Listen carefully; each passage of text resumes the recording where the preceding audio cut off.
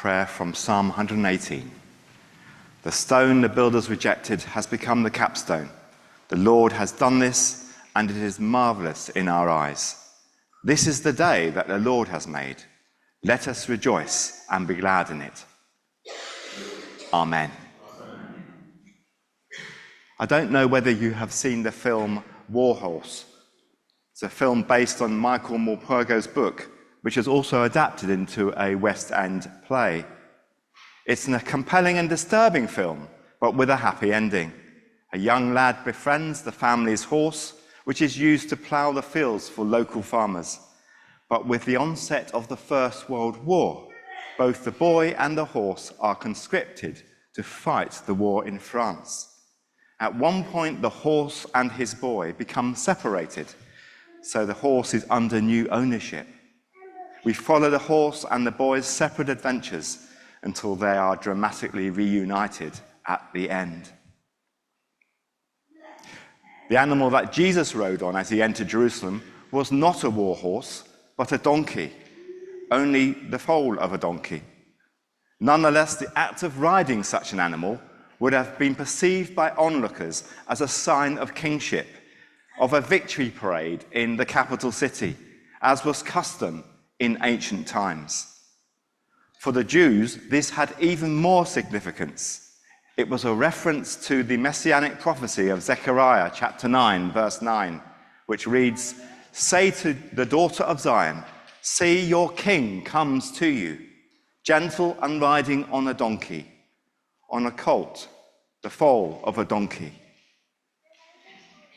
It is as if Jesus' actions in making a journey to Jerusalem in this way fulfilled the prophet's words, giving a strong hint that despite his disciples ignoring his continued warnings that he was to suffer and to die, and despite his deliberate withdrawal from the limelight to the little-known village near the city called Bethany, where Jesus was a guest at the house of Mary and Martha, he actually was the Messiah. By entering Jerusalem on a donkey, Jesus affirms his messianic royalty, but on a humble beast of burden. Jesus and the disciples progress towards Jerusalem. They have journeyed up, as Jerusalem was set in a saucer of hills that made it much less susceptible to attack, probably singing the psalms that were written as songs of ascent for pilgrims making their way to the annual Passover festival. But as they arrive at Bethphage, where the two disciples run ahead to requisition the donkey for the last part of the journey, they are now at the top of the slope on the Mount of Olives to the east, before the road makes its final descent towards the gates of the city. All four Gospels have this story, but with different accounts or differences or additions. The way this is written in the Gospel of Matthew is suggestive of two animals, unlike the other Gospels that only have one. But this has been written in such a way as to echo the prophecy in Zechariah. It is the echo of prophetic language, an allusion to a specific Old Testament prophecy. Matthew is making a very direct point to his Jewish listeners. The disciples bring the donkey to Jesus, place their cloaks on it, and Jesus settles himself on the cloaks. Over this time, the crowd following Jesus have spread the word that he has raised Lazarus. This, the brother of Mary and Martha, has been raised from the dead. So many more, out of curiosity, are setting out to see him. So a large crowd spreads their cloaks on the road, while others cut branches from the trees along the way and lay them down. The use of palm branches was originally associated with the Feast of Tabernacles, where the Jewish community slept in tents they had built to remind themselves of their journey through the desert to the Promised Land. But the palm branches had become associated with other festivals as well. As the people run ahead, those following Jesus shout praises with more words from their scriptures. particularly Psalm 118. Hosanna to the Son of David. Blessed is he who comes in the name of the Lord. Hosanna in the highest. For a moment, Jesus' glory is recognized on earth, even if his true identity and mission is not yet understood by those around him. The parallel passage in John's Gospel says it was only after Jesus' resurrection that the disciples realized that these things that had been written about him and all the things that had been written about him were actually happened, were actually true, and fulfilled the Hebrew Scriptures. However, the Pharisees, and you can encourage a hiss at this point, encouraged Jesus to rebuke his disciples. Probably fearful of the consequences of a large crowd at this, the biggest festival in the year, they warn him to quieten his over-enthusiastic followers. But Jesus doesn't do it. In a deeper sense, more than people actually realized, their words about him were true. He was the king who had come to save them. Hosanna means save. Not only the crowds, but even the stones could not help but welcome their king.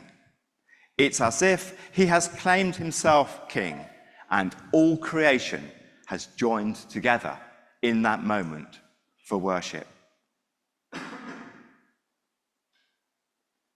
But going up to Jerusalem had always been Jesus' intention. Setting his face like flint, he resolutely set off with his disciples to the city, whose temple was the focus of worship of the one true God. Jesus' arrival at the city is marked by 3 symbolic actions that set the scene for the conflicts that follow this story and Holy Week. Firstly, in verses 1 to 11 of our reading, the coming of the King. While crowds of Galilean pilgrims arrive at the feast for Passover, Jesus makes a conspicuous entry into the city on a donkey. Since we have no other record of Jesus riding during his ministry, this must have been a deliberate act and was meant to be noticed. Indeed, the instructions he gave to the 2 disciples suggest this was carefully prepared, an acted allusion to a specific messianic prophecy, the coming of the King. Both disciples and crowd recognize the allusion, and the scene becomes a triumphal procession. Their shouts and songs make no secret of the belief that Jesus is the long-awaited Messiah, now coming to take up his reign in Israel's capital city, the city of the Davidic kings. The palms and cloaks are laid like a red carpet at the Oscars, or like banana leaves laid in a village festival in the developing world. Chanted slogans from the Psalms hail a member of the Davidic family, who the Jews were well aware was meant to restore Israel to their former glory. As the Galileans break into praise, Jesus is hailed as the coming King with God's authority to rule. But the crowd have missed the point.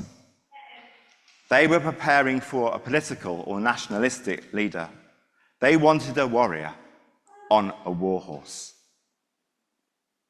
This was the very thing that Jesus abhorred right from the start of his ministry, even in his time in the wilderness. He decided he was not going to be a Messiah like that. Our second theme is the demonstration in the temple, verses 12 to 17. This provocative arrival of Jesus is matched by a provocative arrival at the temple, or more specifically, the temple area where the temple and its related buildings would have been, where the stalls of money changers, and maybe money chambers, could be found.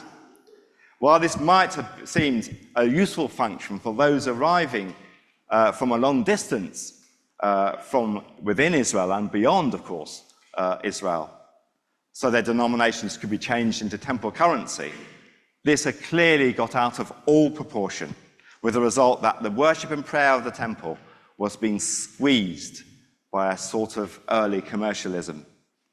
By his actions in clearing the temple of those buying and selling, Jesus made it clear that the temple was no longer performing the function for which it had been built.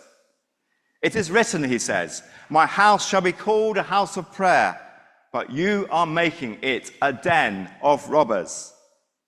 Once again, we see messianic references from Malachi and Zechariah. The Messiah purifies the temple for the great and coming day of the Lord. And the third theme from this passage is in verses 18 and 19, right at the end. It's easy to miss it. The withering of the fig tree. This seems like a pointless act of power, doesn't it? Why did Jesus do that?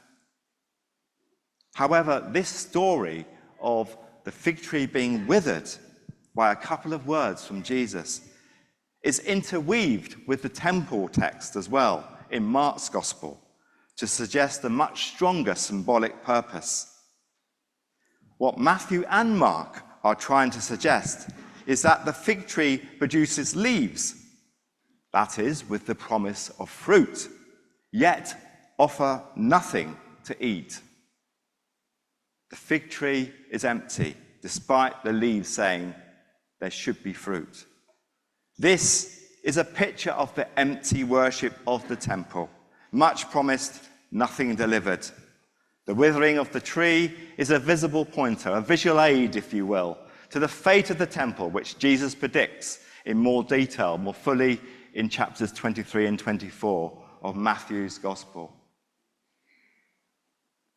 And then with all the praising, the shouting, and the waving, all the singing and the jubilation, there's a sudden change of mood.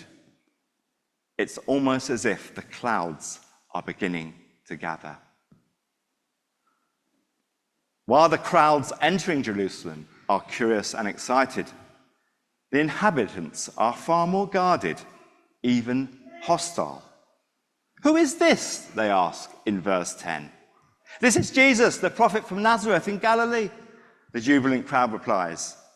In contrast to the enthusiasm we see as Jesus enters the city, the people of Jerusalem are taken aback with concern. They balk at Jesus' arrival. The Galilean crowds, who've all assembled after their long journey, respond by asserting the claim of their prophet from Nazareth in Galilee. And so we see a polarization of attitudes set for the following week: those supporting Jesus and those suspicious of him.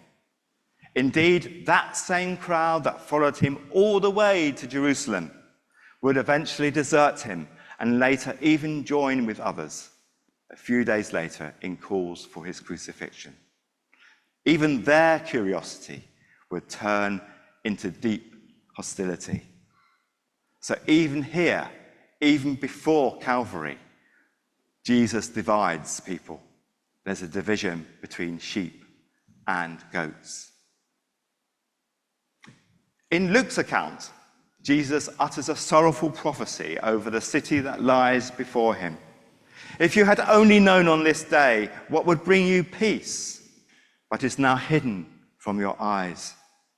For this same city, today full of joyful, believing people of all races, rejoicing in the coming of their king, will in the years become besieged, barricaded, and captured with tremendous cruelty and loss of life.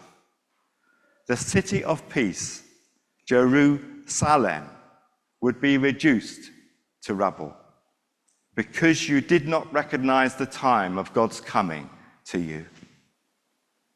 All this would happen because the people failed to recognize the coming of God in Jesus among them, to save them not from the Romans, but from their own sins and disobedience.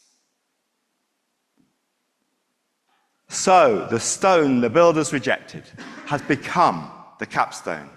The Lord has done this, and it is marvelous in our eyes. This is the day that the Lord has made. Let us rejoice and be glad in it. Over the coming week, let's quieten our busy heads and hush our lives to the noise of the world's Babel sounds. For a humble donkey bears the man, who within the space of just 5 days will himself be bearing the weight of the world's sin. Amen.